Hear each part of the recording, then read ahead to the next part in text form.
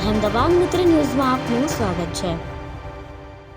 સુરતના કાપોદ્રામાં કચરાના ઢગલામાં આગ લાગી હતી। આગ લાગી ત્યાં દિવાલની બાજુમાં જ જીવતા બોમ્બ સમાન રાંધલ ગેસની બોટલ મોટા પ્રમાણમાં મળી આવી હતી। આ રાંધલ ગેસની બોટલ સળગે તે પહેલા જ ફાયરે આગ બુઝાવી પોલીસને જાણ કરી હતી। પોલીસે ઘટના સ્થળે પહોંચીને ગેસ રિફિલિંગ રેકેટ સાથે 36 જેટલી નાની મોટી ગેસની બોટલ સાથે 2 આરોપીને ઝડપી પાડ્યા હતા।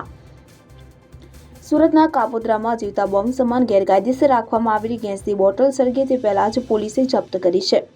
કાપોદ્રાના મોહનબાગમાં કચરાના ઢગમાં આગ લાગી હતી કે જ્યાં આગ લાગી તેની પાછળ ટોરેન્ટ પાવરનું ટ્રાન્સફોર્મર આવેલું હોવાથી ફાયરને જાણ કરાઈ હતી। ફાયર દ્વારા તાત્કાલિક આગ બુઝાવવાની કામગીરી હાથ ધરવામાં આવી હતી। ત્યાં બાજુની દિવાલ ગરમ થઈ ગઈ હતી, તેથી ફાયરે દિવાલ ઉપર પાણીનો મારો ચલાવ્યો હતો અને દિવાલની પેલી પાર શું છે તે જોવા ફાયર ઓફિસરો અંદર ગયા। ત્યાં કર્મચારીઓની આંખો ફાટી રહી ગઈ હતી। પોલીસે દુકાનો તપાસ કરતા આ લોકો ગેસ રિફિલિંગ કરતા હોવાનું સામે આવ્યું।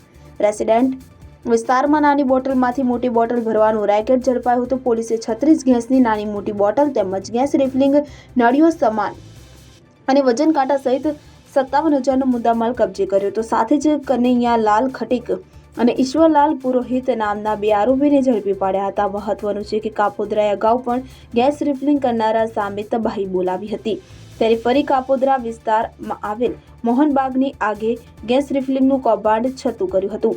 આખા કેસમાં એક મકાન માલિક દ્વારા માત્ર 3,000 રૂપિયાના ભાડે ટોયલેટને આપવામાં આવ્યું હતું કે જેમાં આ આખો ગેરકાયદેસર ગેસ રિફિલિંગ ગોરખ ધંધો ચાલતો હોવાનું સામે આવ્યું હતું।